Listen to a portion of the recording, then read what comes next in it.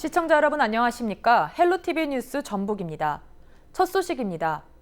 정읍시는 지난 2003년부터 도시가스 보급을 시작했지만 보급률은 44%에 불과합니다. 특히 14개 읍면의 경우 단 한 가구도 도시가스 공급을 받지 못하고 있어 주민들의 불편을 호소하고 있습니다. 이진철 기자입니다. 정읍시 신태읍입니다. 거주 인구 5천 명이 넘는 곳이지만 도시가스 공급은 이루어지지 않고 있습니다. 대신 가구마다 LPG 가스통을 사용하고 있습니다. 도시가스를 이용할 때보다 연료비 부담이 크고 LPG통을 자주 갈아줘야 하는 불편함이 발생한다고 주민들은 하소연합니다. 중오빠 때는 도시가스 없어. 그러죠. 불러야지. 다 부르면 오모적으로 다 놓아야지라 안 놓는다는 사람 없지. 다 놓지. 어머님도 좀 도시가스가 들어왔으면 좋겠다는 예, 생각이시고. 그러죠. 좀 싸게. 전라북도 평균 도시가스 보급률은 약 66%에 달합니다. 하지만 정읍시 보급률은 43%로 전북 평균보다 낮은 수준입니다. 정읍시 도시가스 보급률을 살펴보면 수성동과 내장상동 등 정읍시 도심권 8개 동은 전체 가구 가운데 73% 정도 도시가스가 보급됐습니다. 인구 밀집 지역이 아닌 농촌 지역에 있는 신태읍을 포함한 14개 읍면의 경우 도시가스 보급률은 0%입니다. 14개 읍면 22,600여 세대가 도시가스 공급을 받지 못하고 있습니다. 정읍시는 2003년부터 도시가스 공급 사업을 시작했지만 공급은 시내에만 편중된 상황입니다. 정읍시는 시외 지역의 경우 도시가스 배관망 설치 등 비용 부담이 커 도시가스 보급이 어렵다고 말합니다. 이 도시가스는 시골 지역 같은 경우 비용이 너무 많이 들어요. 도시에 이제 아파트 지역이나 큰 공장 같은데 그런 데는 이제 그 수지가 낮잖아요. 그래서 공급이 가능한데 일반 읍면 단위 마을 같은 경우는 그거는 현실적으로 어렵습니다. 전남 여수시의 경우 도시가스 보급을 위해 450여억 원을 투자하고 경남 양산시는 경제성 미달 지역을 대상으로 지원하는 등 여러 지자체에서 발벗고 나서고 있습니다. 정읍시는 한국가스공사에서 주관하는 도시가스 보급 사업 확대 사업에 선정되면 신태읍의 도시가스 공급을 검토해 보겠다고 밝혔습니다. 전라북도 평균에도 미치지 못하는 정읍시 도시가스 보급률. 정읍시가 나서지 않는다면 도시가스 보급을 받지 못하는 시민들의 고통은 계속 이어질 것으로 보입니다. 헬로티비 뉴스 이진철입니다. 정보통신 기술을 활용해 첨단 농업 핵심 거점 단지를 만드는 김제 스마트팜 혁신밸리 사업이 난항을 겪고 있습니다. 인근 주민과 반대대책위원회는 지하수 고갈을 우려하며 전라북도와 김제의 부실한 기본계획과 후속 대책을 비판하고 나섰습니다. 대책위는 무엇보다 사업을 원점에서 다시 검토해 대체할 부지를 마련하라고 촉구했습니다. 정명기 기자입니다. 자연 습지가 된 김제시 백구면의 부용제 저수지. 동미나리와 가시연꽃과 같은 멸종위기 식물이 자생하는 곳이지만 스마트팜 혁신밸리가 들어설 예정입니다. 19.4헥타 규모로 올해부터 4년 동안 무려 631억 원의 예산이 투입될 계획입니다. 문재인 정부가 정보통신 기술을 활용해 첨단 농업 핵심 거점 단지를 조성하겠다는 정책입니다. 현재 실시 설계와 토지 매입이 진행 중이지만 늦춰지고 있습니다. 지역 주민과 환경단체 등 반대 여론이 만만치 않기 때문입니다.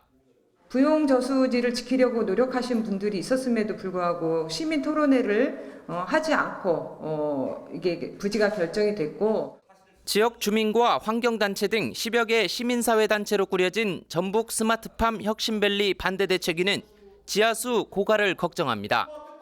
대책위는 농업용수 이용량이 가장 많은 김제시의 경우 지하수 함양률 대비 이용량이 무려 99%로 이미 포화 상태라는 분석 결과를 내놨습니다.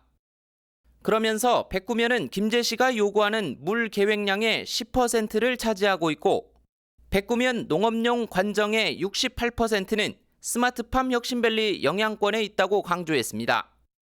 그런데 스마트팜 혁신밸리에 농업용수를 공급하기 위해 하루 200톤씩 지하수를 끌어올리는 대형 관정 5개를 개발한다는 건 말도 안 된다는 겁니다. 근데 이제 이렇게 지하수가 가면 갈수록 고갈되고 있는데 이제 관정을 파가지고 그쪽에 스마트팜을 한다는 자체는 많은 문제가 있는 것 같습니다. 이쪽에서 쓰면 이쪽 집에 물이 안 나오고 또 몇 시간 쉬었다가 다시 모터를 돌려서 물을 품어서 포도에 줘야 되는 이런 현실이 지금 곳곳에서 발생하고 있습니다. 그동안 대책을 제시한 박준배 김제시장이 오락가락 말을 바꾸면서 불신을 키웠다는 지적입니다. 농민들을 만난 자리에서 지하수 관정을 파지 않는다. 지하수 관정 3개만 판다. 임시 비상용만 판다. 빗물을 받아 지하 저류지에 담수한다 하며 말을 바꿔왔다. 주민들과 대책위의 우려를 받아들인 전라북도와 김제시는 애초 기본 계획을 변경했습니다. 6억 원을 추가로 들여 농업용수를 공급하는 시설을 마련하기로 한 겁니다. 예산이 조금 더 들더라도 금강용수를 연결하겠다고 농어촌공사 금강사업단하고 협의가 됐고요. 그리고 우리가 예산 확보 작업도 지금 마무리해서 김제시에 예산 확보해가지고 김제시에다 지금 보내는 상태예요. 그러나 대책위는 전시성 눈가림식 시설로 전락할 가능성을 우려하며 저수지를 메우고 건물을 세우면 주변 농가의 지하수 부족 문제는 더 심각해질 거라고 주장합니다. 대책위는 무엇보다 사업을 원점에서 다시 검토하고 다른 부지로 대체해 줄 것을 촉구했습니다. 헬로티비 뉴스 정명규입니다. 부안군이 환경기초질서 확립을 위해 수거하던 불법 쓰레기를 6월부터 수거해 가지 않겠다고 밝혔는데요. 이에 대해 군민들은 어떤 생각을 가졌는지 여론은 지금에서 이진철 기자가 들어봤습니다.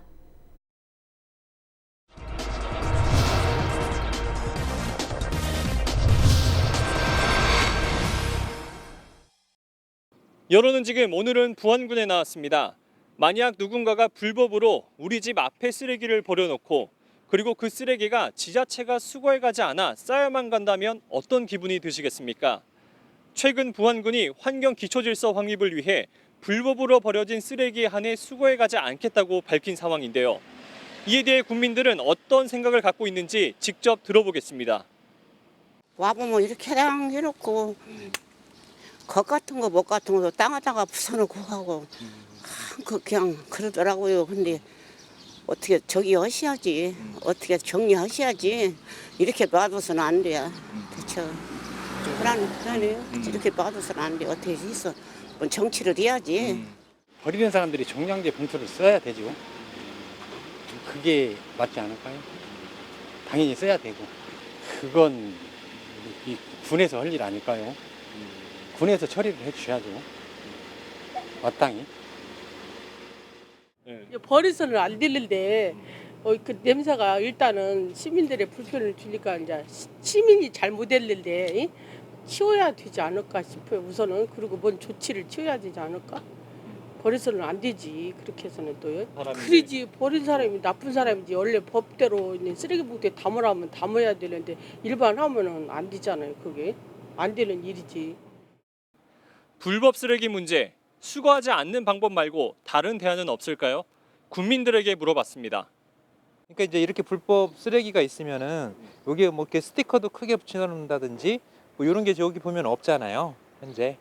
그럼 이제 그런 거에서 이렇게 지금 뭐 아니면은 뭐 CCTV도 요즘 많이 설치하고 있더라고요. 그래가지고 요때 이제 이게 좀 뭐 촬영이 됐다 싶으면은 아무래도 조심하지 않을까?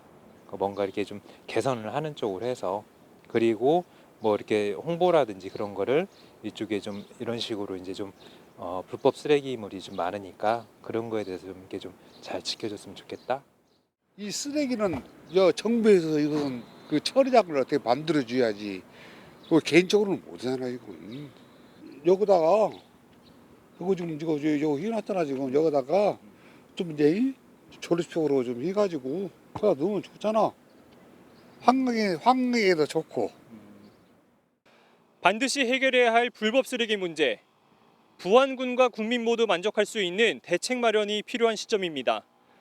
헬로티비 뉴스 이진철입니다. 한 설문조사에서는 대학생 10명 가운데 4명이 6.25 전쟁이 언제 일어났는지 정확히 모른다고 답했다고 합니다. 그만큼 시간이 지날수록 많은 사람들이 6.25 전쟁에 대해 잘 모르고 있다는 건데요. 사람들은 6.25 전쟁을 어떻게 기억하고 있을까요? 여론은 지금 서채리 기자입니다.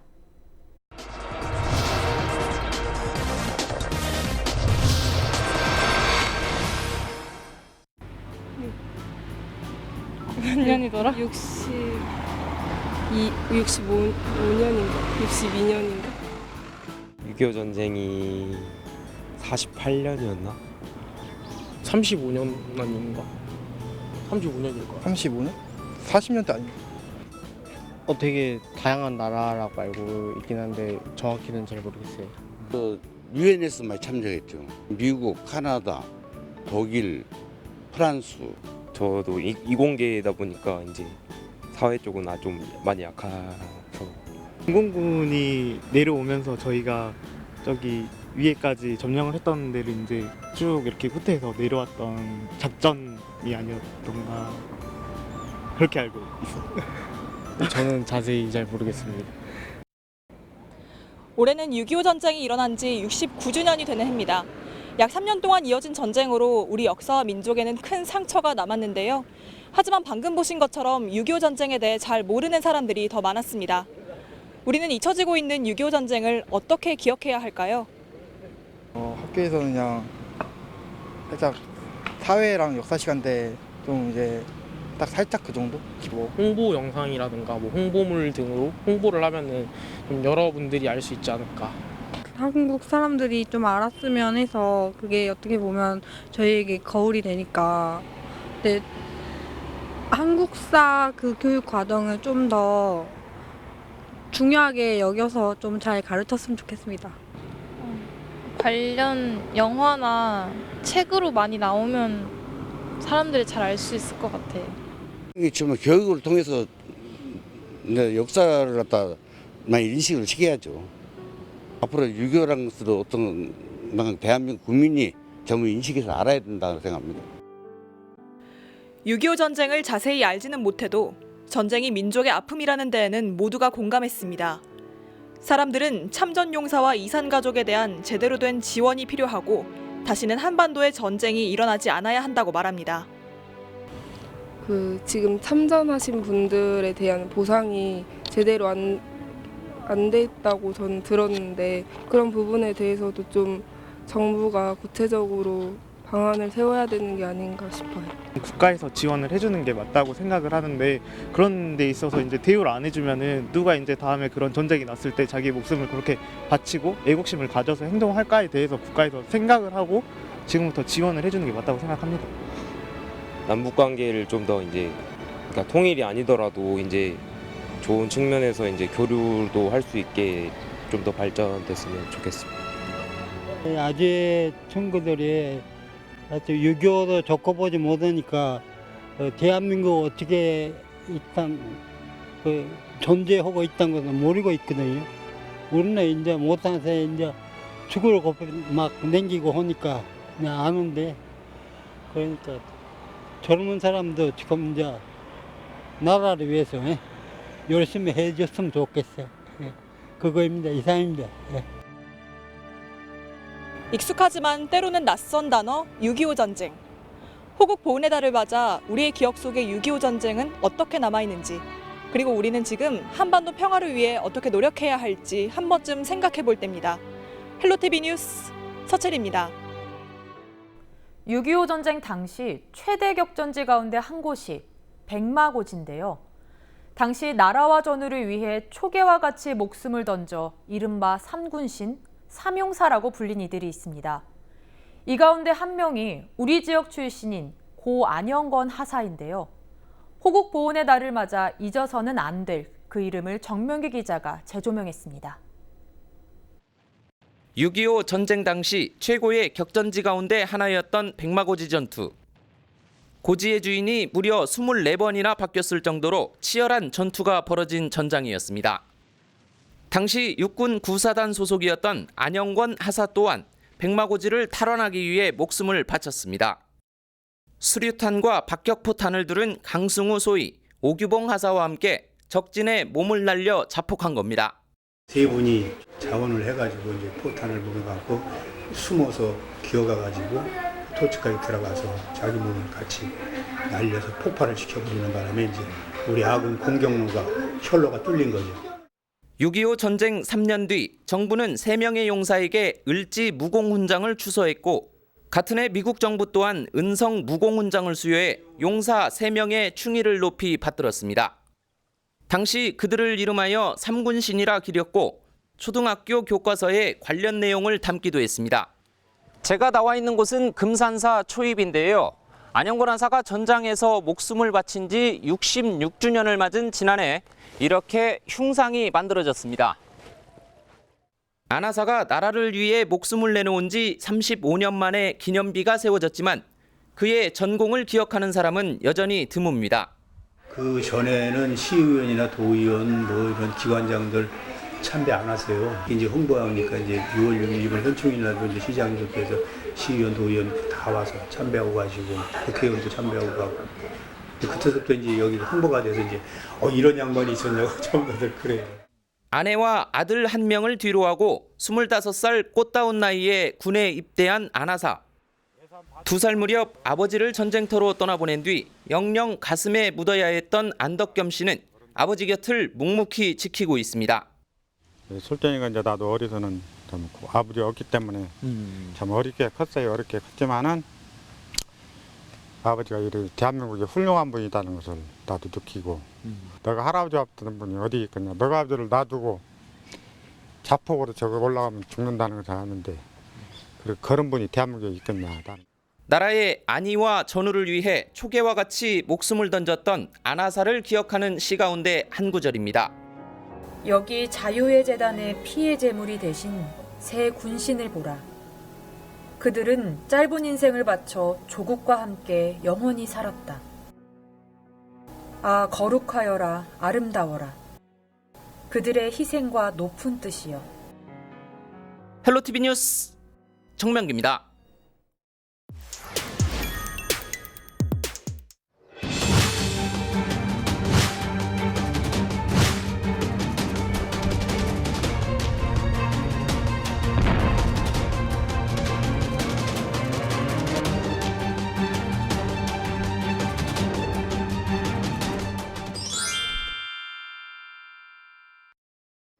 이 기자가 간다. 오늘은 부안군 개화면에 나와 있습니다. 이곳 주민분들께서 이것 때문에 고통받고 있다고 해서 나왔는데요. 주민분들을 고통스럽게 하는 이것이 무엇인지 직접 취재해 보겠습니다.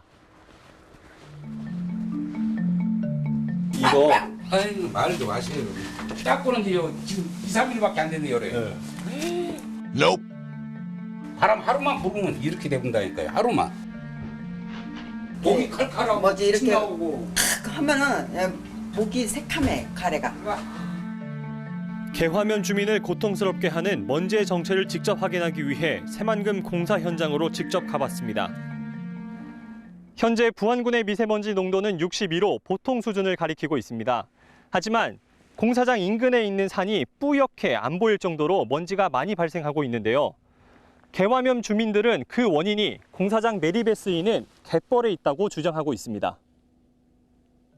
새만금 공사 현장 매립에 쓰이는 흙의 80%는 새만금호 바닥에서 퍼올린 것입니다. 이 흙들은 갯벌로 일반 모래보다 입자가 고와 바람에 쉽게 날립니다. 개화면 주민들은 새만금에서 날라오는 이 개펄에 대해 최소한의 예방 대책을 원하고 있는 상황입니다. 몇 년 전부터 우리가 이 시행청한테 요구를 했는데 이제까지 묵살되어 왔어요. 마지막은 건강히 살아야 할 거 아닙니까? 그래서 이 모든 걸 중단을 하고 이 뻘, 황토, 검게 저렇게 한 거 일부는 했는데 이걸 전면적으로 다 재정비해서 딱 정리한 다음에 그냥 공사를 시작해달라. 공사를 주관하는 농어촌 공사는 뒤늦게 대응 방안 마련에 나섰습니다. 검은 비닐 덮개를 개펄 위에 덮는 등 일시적인 대처를 해놓았습니다. 각 기관별로 피난먼지 대책, 방지 대책을 좀 마련해서 다음 주 정도에 다시 한번 이제 주민들과 같이 다시 한번 협의를 하자. 이렇게 어제는 일단 마무리가 된 상태입니다. 개화면 주민들은 흙먼지 문제가 해결될 때까지 지속해서 시위에 나선다 밝혔습니다. 새만금 공사 현장에서 발생하는 흙먼지로 인해 일상생활을 넘어 건강까지 위협받고 있는 개화면 주민들. 하루빨리 새만금 공사 현장에서 발생하는 먼지를 잡기 위한 대책 마련에 나서야 하는 상황입니다. 이상으로 뉴스를 마칩니다. 저희는 언제나 지역 주민 여러분 곁에 있겠습니다. 고맙습니다.